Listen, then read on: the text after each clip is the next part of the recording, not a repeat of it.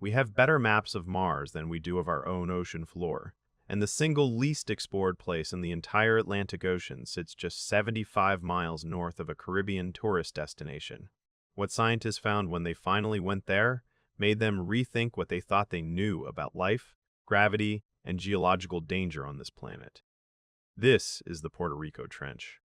And the real science is stranger than any fiction. Just north of Puerto Rico, the Atlantic floor rips open. The seafloor drops nearly 27,500 feet, over 5 miles straight down, into a gash called the Puerto Rico Trench. It is the single deepest point in the Atlantic Ocean, deeper than Mount Everest is tall. The trench stretches over 1,000 miles, roughly the distance from New York to Miami, carved along the boundary where the North American tectonic plate grinds beneath the Caribbean plate. This collision zone generates earthquakes constantly. In 1918, a magnitude 7.1 quake struck just offshore, triggering a tsunami that killed over 100 people and destroyed entire coastal towns. But that was a small event. Geological surveys published by NOAA and the U.S. Geological Survey show that the fault system here is capable of producing a magnitude 8 or higher earthquake and a resulting tsunami that could devastate coastlines from Puerto Rico to the U.S. East Coast. The trench is not just deep, it is dangerous. And for most of scientific history, we simply ignored it. Here is where things get genuinely strange. Since the 1950s, gravity measurements of the Puerto Rico Trench have shown something that initially baffled geophysicists. The gravitational pull in this region is measurably weaker than almost anywhere else on Earth. Instruments consistently record a negative gravity anomaly of roughly 300 milligaules, a small number in absolute terms, but enormous by geophysical standards. To put that in perspective, if you stood directly above the deepest point of the trench, you would weigh a fraction of a gram less than anywhere else on the planet. Why? The answer took decades to work out. The subducting plate beneath the trench creates an unusual density structure underground. The combination of deep ocean water, which is less dense than rock, sitting above a region where crustal material is being pulled downward, produces a gravitational low point. In simple terms, there is less mass concentrated beneath you here than almost anywhere else on Earth's surface. This anomaly is now well understood, but it revealed something important. The Puerto Rico Trench is not just a crack in the seafloor. It is a window into how our planet's interior actually behaves, a place where the forces shaping continents are actively visible if you know how to measure them. And the geology was only the beginning. But what lives down there? That question went unanswered for decades, because for most of human history, no one could survive the trip. The pressure at the bottom of the Puerto Rico Trench exceeds 15,000 pounds per square inch. That is roughly the weight of 3 SUVs pressing on every square inch of your body.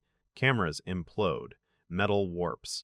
Most submersibles ever built cannot go that deep. So when someone finally made it to the bottom, what they found was not what anyone expected. In 2018 and 2019, explorer Victor Vescovo led the 5 Deeps expedition, a mission to reach the deepest point in every ocean on Earth using a specially engineered submersible called the DSV limiting factor. Built from a single block of titanium, it was one of only a handful of vehicles in human history rated for full ocean depth. Vescovo reached the bottom of the Puerto Rico Trench. He was, as far as we know, the first human being to ever touch that point of the Atlantic floor. What he found was haunting. Life existed, even there. Cameras captured small crustaceans and translucent organisms moving through the darkness at pressures that would instantly kill any surface creature. These animals have never seen sunlight. They survive on marine snow, the slow rain of dead organic material drifting down from thousands of meters above, and on chemosynthetic bacteria that feed on chemicals seeping from the Earth's crust. But Vescovo also found something else at the bottom: plastic. A plastic bag and candy wrappers sitting on the floor of the deepest point in the Atlantic. Human garbage had reached a place no human had ever been. The biology of the deep trench is where the real surprise lies. At Hadal depths, the zone below 6,000 meters, named after Hades, the Greek underworld, life operates on completely different rules. There is no photosynthesis. No sunlight has reached these depths in the history of the planet. Instead, ecosystems are powered by chemosynthesis, bacteria that convert hydrogen sulfide, methane, and other chemicals into energy. These are not theoretical organisms. They have been sampled, sequenced, and studied, and they are forcing biologists to rethink the basic requirements for life. Giant amphipods, pale shrimp-like creatures, grow far larger at hadal depths than their shallow water relatives, a phenomenon called deep-sea gigantism that is still not fully understood. Snailfish, ghostly and gelatinous, have been filmed hunting at over 8,000 meters, making them among the deepest living fish ever recorded.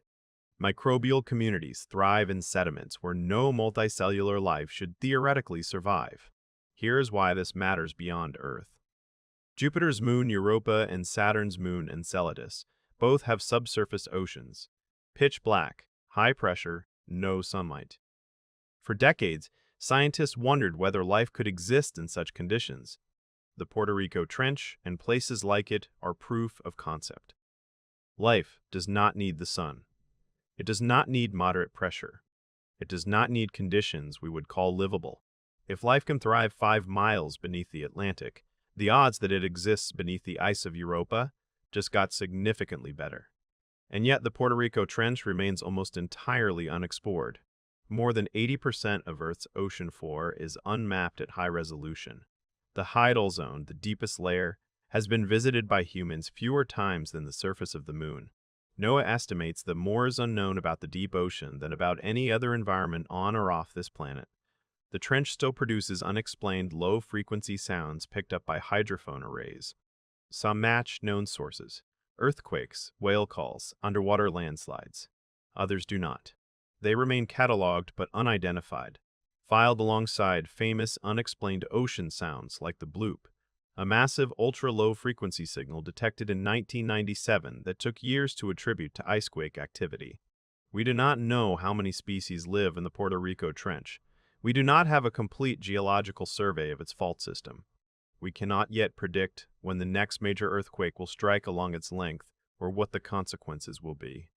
The deepest scar in the Atlantic is still, in almost every way that matters, unknown.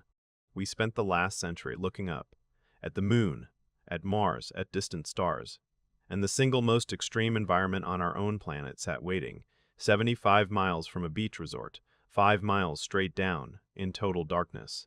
The Puerto Rico Trench is not hiding aliens or secret signals. What it is hiding may be more important: answers about how life begins, how our planet works, and whether biology can exist in places we once thought impossible. The deepest part of the Atlantic is still waiting, and we have barely started listening.